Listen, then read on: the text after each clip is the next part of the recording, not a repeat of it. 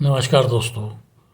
पांडुलिपि बाय नरेंद्र चौहान की ओर से मैं नरेंद्र चौहान फिर किताब की एक नई जानकारी जो किताब में लिखी है आपके सम्मुख प्रस्तुत करने के लिए उपस्थित हूँ। और अब जो विधि आपको इसमें लिखी है सेत भवत ऐसा लिखा है सब इसका।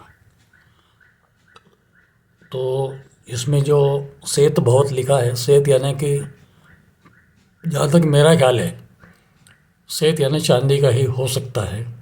रजत श्वेत, तांबा श्वेत होने का लिखा है। तो अब मैं आगे आपको ज़्यादा टाइम तो लूँगा नहीं, क्योंकि आपके सबका टाइम बहुत कीमती है, मुझे ही मालूम है। तो मैं ज़्यादा टाइम न लेते हुए मैं इसको पढ़ के आपको बताता हूँ। गूगल टंक 5, गूगल टंक 5, गंधक टंक 5, गूगल टंक 5, गंधक टंक 5, पारो टंक 8, सुहागा टंक 8, थुहर का दूध टंक 100, कुमड़े माही घाल उड़द की पीठी सो मुँह मूंदीजे। यानी कि गूगल टंक 5, गंधक टंक 5, स्पारो टंक 8, सुहागा टंक 8 और थुहर का दूध टंक 100, कुमड़े माही घाल उड़द की पीठी सो मुँह मूंदजे, घोड़े मध्य गाड़जे दिन 21। अब आप ये तो समझ ही गए होंगे कि ये एक गूगल, गंधक, पारा और सुहागा 4 चीज़ें हुई। पारा और सुहागा 8-8 टंक है और गूगल और गंधक 5-5 टंक है और ये दूध जो है थुअर का ये 100 टंक है।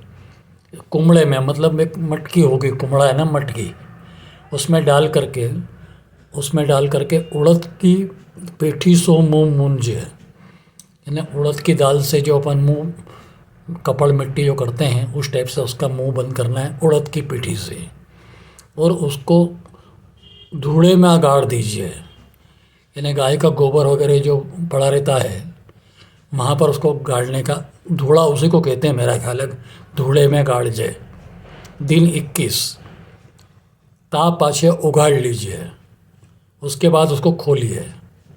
काग को पंख ले पोंछ जे, जब उजरो होई तब सिद्ध भयो जानीजे।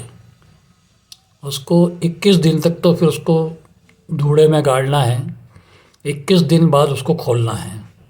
उसके बाद में कौवे का पंख लेना है और उससे उसको पोंछना है,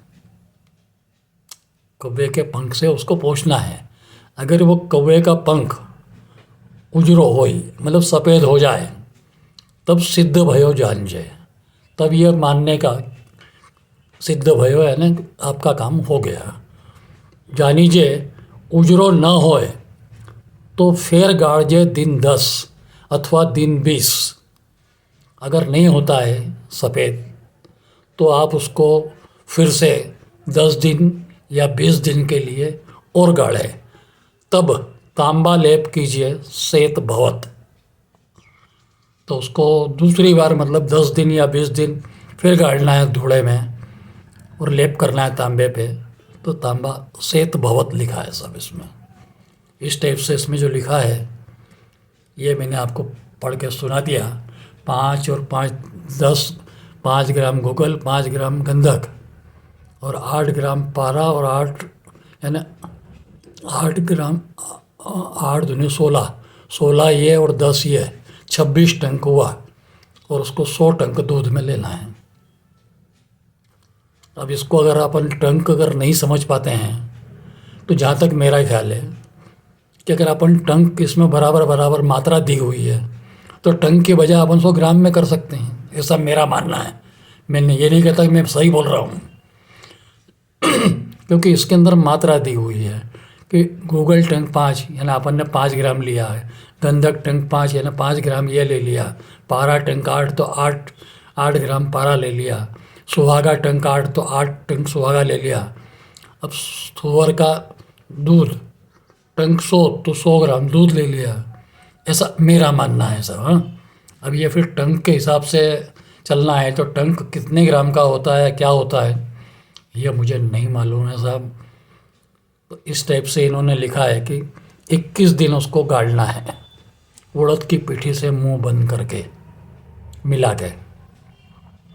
उसके बाद आप कौवे के पंख से हिलाएंगे। कौवे का पंख जो काला होता है वो सफ़ेद हो जाए तो समझ लेना कि सिद्ध भयो जानजे।